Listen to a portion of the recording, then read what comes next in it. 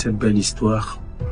Voilà, le meurtre d'un policier, l'assassinat d'un policier, et savoir que derrière, je devais être, n'est-ce pas, parmi l'équipe qui allait mener l'enquête pour trouver, n'est-ce pas, les auteurs du crime. Franchement, c'était super, c'est ça. Ça m'a tellement intéressé, j'ai apprécié. C'est-à-dire qu'on peut mourir dans les bouchons dans ce pays. Il y avait une vendeuse ici, n'est-ce pas? Une femme. Elle faisait les beignets haricots. Je souhaite à personne d'être dans ma position là. Choisir entre laisser la violence perdurer ou l'exercer soi-même. Quelqu'un doit bien faire le boulot.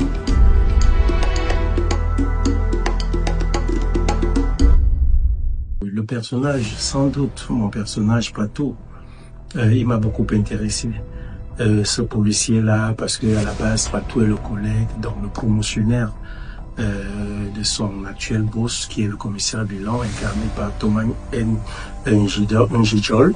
Et puis, il se retrouve que celui-ci n'arrive pas à admettre le fait que ce soit son boss désormais. Et à chaque moment, il veut un peu le défier, il ne veut pas respecter les autres. Et voilà, pour moi, c'était un personnage assez particulier et j'ai aimé l'incarner. Oui, moi particulièrement déjà, jouer le rôle d'un policier, pour moi c'était à la fois intriguant et puis voilà, c'était aussi encourageant. Pourquoi? Parce que moi, dans le passé, j'ai été policier, j'ai un passé de policier et me retrouver dans cette peau-là de policier qui s'en va mener des enquêtes, qui est à la quête, n'est-ce pas, de découvrir qui est l'auteur de l'assassinat ou alors les auteurs de l'assassinat. Franchement, pour moi, c'était très bien. Donc, je dirais mon passé de policier a beaucoup contribué ici à faire en sorte que j'incarne à merveille ce rôle. Bon, d'accord, déjà, quand j'ai appris cela, j'ai été très ému. J'en posais des questions.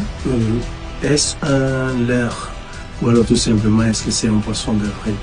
Je me demandais si vraiment, parler de Cannes dont on a toujours entendu parler, dont j'avais entendu parler. Je voyais les grands acteurs américains, français et autres défiler là. Bon, je me disais, ah, donc je serai à Cannes. Je serai à Cannes, moi aussi. Donc voilà, quand j'ai appris cela, j'ai dit, oh Dieu merci. Et j'étais en attente et chaque jour qui passait, parfois même je dormais, je rêvais de Cannes sans connaître Cannes. Et tel que moi je l'imaginais dans ma tête, ce n'était vraiment pas ça.